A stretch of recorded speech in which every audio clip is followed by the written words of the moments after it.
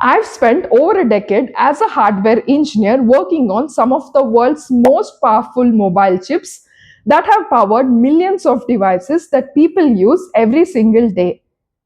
If you're new to this channel, hi, I'm Madhuri, and on Simply Tech Tales, we discuss all things semiconductors, AI, tech productivity, and a lot more. In this video, I'm going to give you an honest reality check of what it is to really work at top global tech giants based on my experience. And this is what job descriptions don't tell you or LinkedIn posts will show you. So today, no corporate PR, no hype, just a decade's worth of honest observations from someone who has been inside the system. This is the big tech reality check nobody really asked for, but everyone who's ever thought about working here needs to hear this. Let's start with the most obvious one, the perks.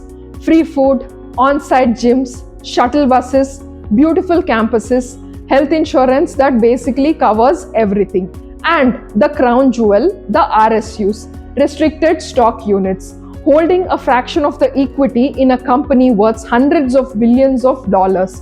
From the outside, it looks like your employer genuinely loves you. But here's what it actually is: infrastructure.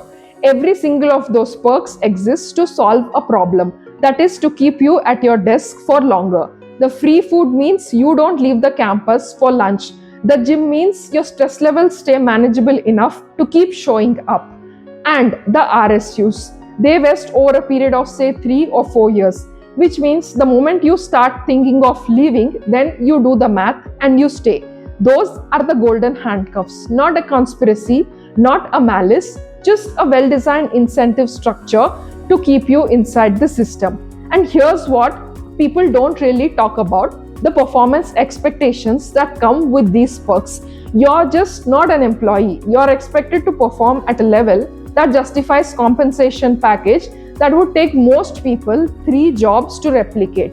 High performance review, stack ranking, constant visibility. The moment your output dips, then these perks don't protect you anymore.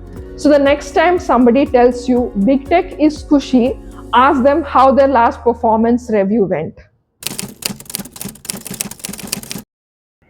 Here's the thing about working in a company with say 10,000, 50,000, or even 1 lakh employees or more. Every decision goes through a process. Every process has a stakeholder, and every stakeholder has a calendar, and that calendar is very, very full. I've seen brilliant engineers spend 3 to 4 months in meetings just trying to get approval to change something that took them 3 hours to actually build. And that is not like a flaw in the system, that is the system. Now, to be fair, there's a reason for all of it. At scale, one wrong decision can break something used by 500 million people. The bureaucracy is a risk management tool. It just happens to feel like it's a big bottleneck when you're the person trying to move fast. This is especially true in hardware. Software engineers at least have the luxury of shipping a fix within hours if something goes wrong. But in silicon, when the chip goes to tape out, that equals months of hard work. So hundreds of millions of dollars spent in one shot. So you get layers of reviews, sign off, validation gates, all of which are genuinely necessary, but which also slow you down in ways that nobody outside the industry fully understands.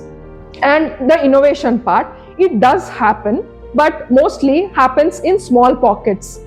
A team of say 10 people who have the trust of the right people, who move fast within their lane, and who happen to have a manager who shields them from the process overhead. Which brings me to the next thing: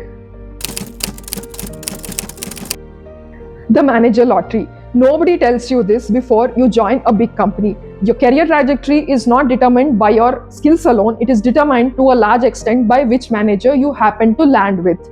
And I've had managers who championed their teams, gave credit where it was due, and shielded people from politics. And they created a space for like real work. Those were the best years. And I've also had been part of teams where the culture was completely different, like where visibility and speaking up was rationed, where office politics ran deep, work was at best just performative, and where being a culture fit had to do a lot more with who you knew than what you delivered. And here's the part that matters for anyone listening who's early in their career. You cannot always predict this from the outside. The interview process won't show you your team culture. The company's Glassdoor reviews won't tell you about your specific team. You only find out when you're actually in it.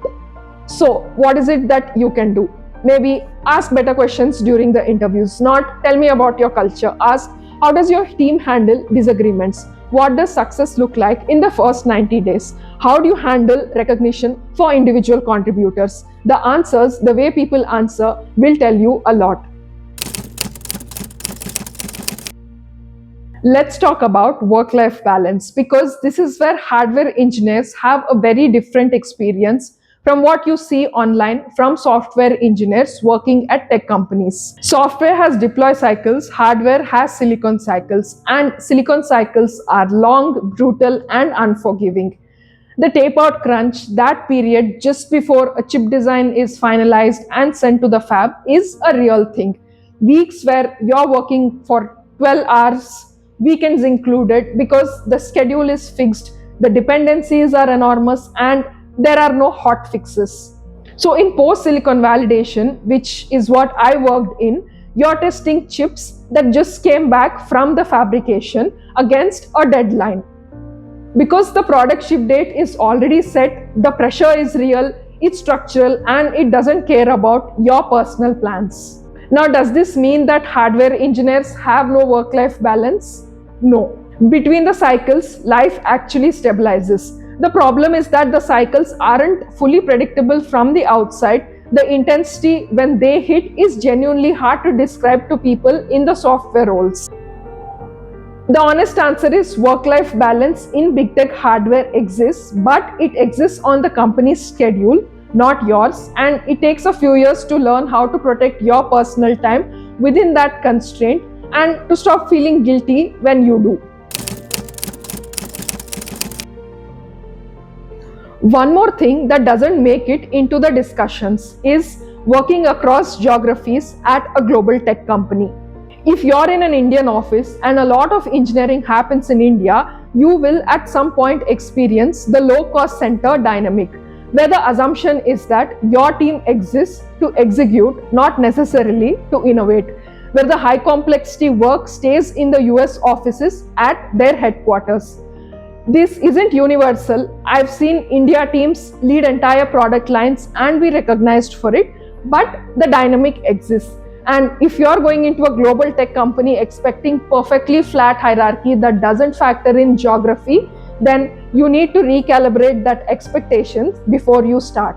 The way to navigate it is to build relationships across offices, become indispensable on cross-team projects, and don't wait for visibility to come to you. Create it professionally and consistently. And on the topic of corporate friendships, another thing that nobody really prepares you for. Work friendships are real, but they're also inherently transactional in a way that friendships outside work are not. Sometimes people move teams, people leave companies. The relationships that survive those transactions are actually rarer than you think. So that doesn't mean that don't invest in colleagues. It just means that be warm, be genuine, but also protect your personal boundaries. Don't overshare, don't assume alignment. Know the difference between a colleague and a friend, and let both those things be okay. So, is big tech really worth it? Honestly, for the right person at the right stage of their career with the right manager, yes, because the learning is real, the network is real, and the compensation is also real. But going in with your eyes open makes all the difference. Know what you're trading, know how to protect yourself, and know when it's time to move on. If you worked at a big tech company, hardware or software, I genuinely want to know, what is that one thing that surprised you that nobody told you before you joined? Drop it in the comments and I will pin the most honest one. And if you're still figuring out whether big tech is the right move for you, or just trying to navigate where your engineering career goes next, then hit subscribe because I will be covering many of these topics in my upcoming videos. I will see you soon in my next video.